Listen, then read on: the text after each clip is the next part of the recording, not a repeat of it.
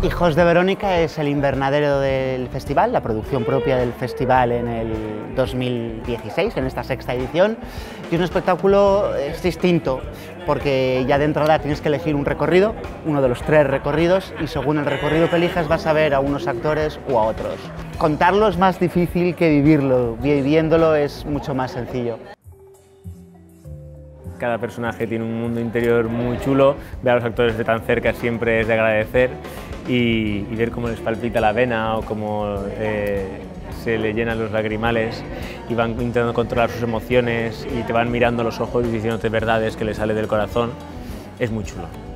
Y realmente es un espectáculo que cuando lo vives de tan cerca te das cuenta de que la esencia del teatro y la interpretación es esa, mirar a los espectadores a los ojos y poder expresar tus sentimientos, tal y como un autor, un director lo han concebido, y se funde todo en una verdad que se hace presente en ese momento, y es muy chulo. Otro momento de mi vida viví el proceso desde dentro, y vivirlo desde fuera ha sido muy emocionante.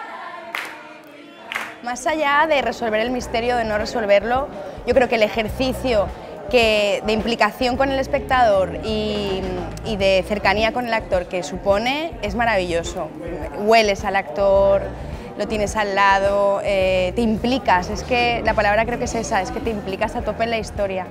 Empatizas con los personajes un montón. Pues muy interesante, está muy intrigante porque van los personajes contándote la historia y te quedas con ganas de más. Así que hay que venir a los otros 2 recorridos para enterarte un poquito de todo. Yo os invito a que vengáis todos a descubrir quién es el hijo de Verónica.